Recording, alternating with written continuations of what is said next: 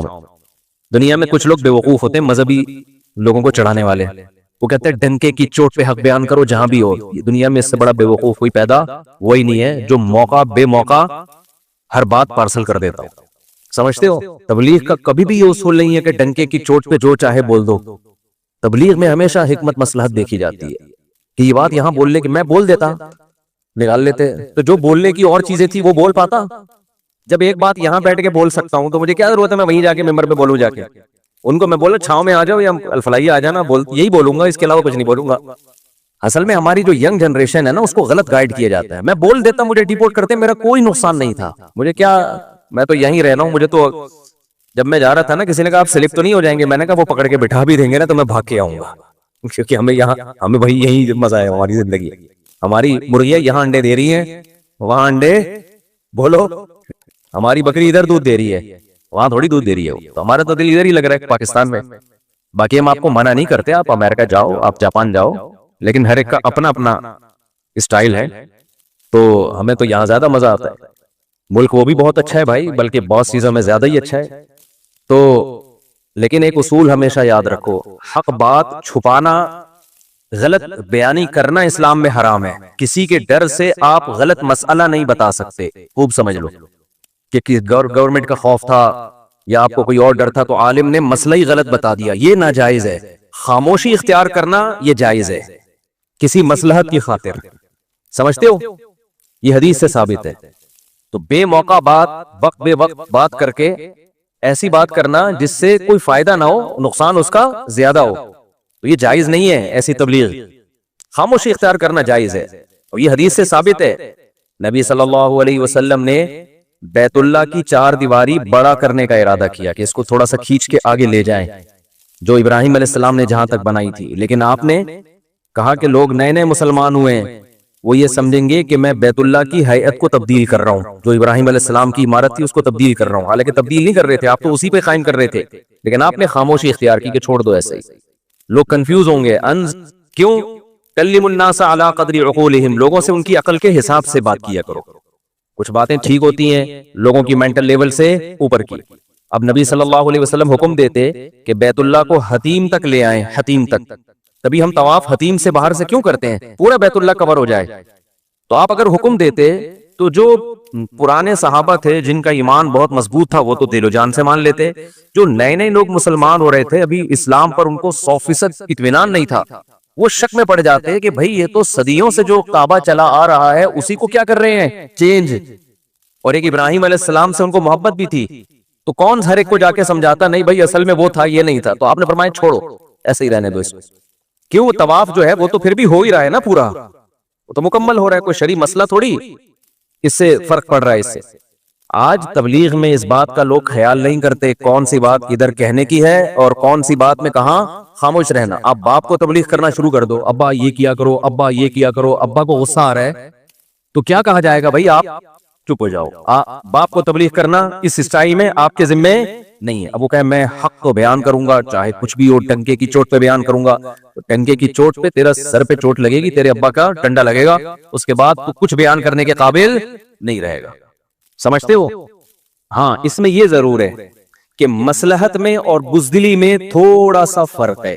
بعض دفعہ بزدلی کی وجہ سے انسان خاموش ہوتا ہے، اس کو مصلحت کا نام دے رہا ہوتا ہے، اور بعض دفعہ مصلحت کی وجہ سے خاموش ہو رہا ہوتا ہے، لوگ جو اس سے دشمن ہیں وہ اس کو بزدلی کا نام دے رہے ہوتے ہیں۔ دونوں میں بڑا فرق ہے، سمجھتے ہو؟ بزدلی کی بیس پہ خاموش رہنے کی اجازت نہیں ہے، مصلحت کی بیس پہ خاموش رہنے کی اجازت ہے۔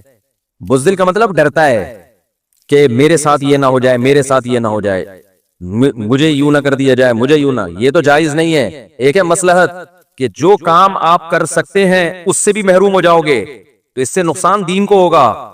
جیسے نبی صلی اللہ علیہ وسلم اگر حکم دیتے کہ نہیں بھئی دیوار کو بڑھا دو، ہم کسی سے نہیں ڈرتے، بھائی بات ڈرنے کی نہیں ہے، جو نئے نئے لوگ اسلام قبول کر رہے ہیں ان کا دین داؤ پہ لگ جائے گا، اس سے نقصان کس کو ہوگا؟ اسلام کو ہوگا۔ پھر جب اسلام مضبوط ہو گیا، طاقتور ہو گیا، تو پھر خلیفہ نے جب نبی صلی اللہ علیہ وسلم کے دنیا سے جانے کے بعد، خلفائے راشدین کے جانے کے بعد جو بادشاہ آئے، انہوں نے یہ حدیث جب ان کے پاس پہنچی تو انہوں نے بیت اللہ کو حتیم تک بڑھایا۔ وہی فتنہ ہوا تو کچھ لوگوں نے کہا نبی کے دور میں نہیں تھا، آپ صحیح حدیث دکھا رہے ہیں ان کو، انہوں نے کہا بھائی نبی کے دور میں نہیں تھا، انہوں نے گرا دیا۔ پھر کوئی بڑھا رہا ہے، کوئی گرا رہا ہے۔ امام مالک نے فتویٰ دیا بھائی اس کو بڑھانے کی اجازت نہیں، حالانکہ بخاری کی صحیح حدیث ہے کہ یہاں تک ہے، یہاں تک نہیں ہے، لیکن نہیں، امت کی مصلحت کہ ان میں پھوٹ نہ پڑے یہ سب سے اہم ہے شریعت میں. سمجھتے ہو کہ نہیں سمجھتے؟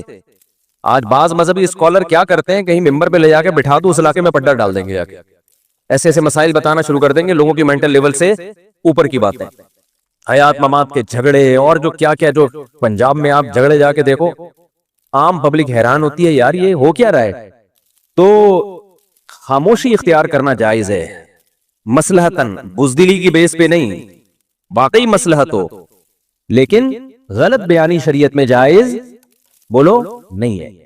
اور دوسری بات، مصلحت اور بزدلی میں باریک لائن ہے. بعض دفعہ مصلحت ہوتی ہے، لوگ اس کو بزدلی سمجھ رہے ہوتے ہیں کہ یہ مولوی ڈرتا ہے. بھائی ڈرتا نہیں ہے، مصلحتاً خاموش ہے. کیوں؟ بہت ساری مصلحتیں ہو سکتی ہے، تو لوگ کہتے ہیں ڈر گیا، ڈر نہیں رہا ہوتا وہ. اور بعض دفعہ ڈر رہا ہوتا ہے، اس کو نام کیا دے رہا ہوتا ہے؟ مصلحت کا. یہ بھی ہوتا ہے، اصل میں جو ڈر رہا ہے نام اس کو مصلحت کا دے رہا ہوتا ہے. تو یہ فرق کرنا صاحب حکمت کا کام ہوتا ہے. تبھی اللہ تعالیٰ نے قرآن میں جس نعمت کو سب سے بڑی نعمت قرار دیا ہے نا، وہ ہے حکمت. یؤتی الحکمت من یشاء، جس کو چاہتا ہوں حکمت دیتا ہوں. یہ حکمت یہی تو ہے کہ آپ کو پتہ چل جائے تکبر اور استغنا میں فرق، آپ کو تواضع میں اور احساس کمتری میں فرق پتہ چل جائے. استغنا الگ چیز ہے، تکبر میں انسان اکڑتا ہے، استغنا میں بھی اکڑتا ہے، لیکن استغنا کی اکڑ اللہ کو پسند ہے، تکبر کی اکڑ اللہ کو پسند بولو نہیں ہے. دونوں میں فرق ہے. ایک ہے تواضع، ایک ہے احساس کمتری.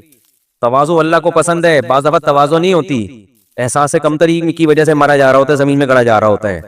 سمجھتا ہے میں بہت متواضع تھوڑی ہے. تجھے تو تیرے اللہ جو اللہ نے صلاحیتیں دی کمبخت، تجھے انہی کا ہی پتہ نہیں ہے، تو کچھ دنیا میں کر ہی نہیں سکتا. ابھی میں تواضع کسے کہتے ہیں، احساس کمتری کسے کہتے ہیں، تکبر کسے کہتے ہیں، استغنا کسے کہتے ہیں، مصلحت اور بزدلی، یہ الگ الگ مستقل ٹاپکس ہیں.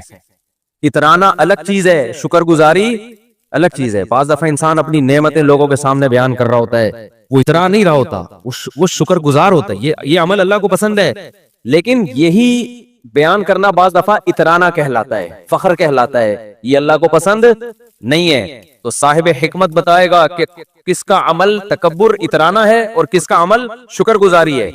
ہمارے حضرت مفتی رشید احمد صاحب جب آ کے بیٹھتے مجلس میں، تو جو آدمی ان کے مزاج سے واقف نہیں تھا نا، وہ جب اپنی تعریفیں کرتے تو نیا آدمی سمجھتا ہے ان کے اندر تو بڑے اترا رہے ہیں، بھائی میرے اندر یہ خوبی، میرے اندر یہ خوبی، مجھے اللہ نے یہ دیا، تو وہ سمجھتے شو مار رہے ہیں. ہم چونکہ ان کی صحبت میں رہ چکے تھے، ہمیں پتا تھا شو نہیں مار رہے ہیں. ان کے مزاج میں شو ہے ہی نہیں، ان کے مزاج میں اللہ نے شکر گزاری کا جذبہ دیا ہے. نہیں یار یہ زیادہ پیچیدہ ہو گیا، ابھی دوبارہ آ رہا ہوں واپس، زیادہ گاڑا ہو گیا میرا خیال ہے بیان. تو یہ ہر چیز میں نا ایک الگ الگ ٹاپک ہے. یہ تو خیر میں جو مثال دے رہا تھا کہ ایک آدمی بیان کر رہا ہے 99 چیزیں غلط، ایک چیز صحیح، تو کوانٹٹی کے لحاظ سے غلط باتیں زیادہ ہیں، صحیح باتیں کم ہیں. دوسرا بیان کر رہے ہیں 99 صحیح ایک غلط، تو لوگ دیکھتے ہیں یار 99 باتیں تو صحیح کر رہے ہیں نا، چلو ایک غلط کر رہا ہے کوئی بات نہیں. بھائی یہ کسی کو جانچنے کا طریقہ بولو نہیں ہے.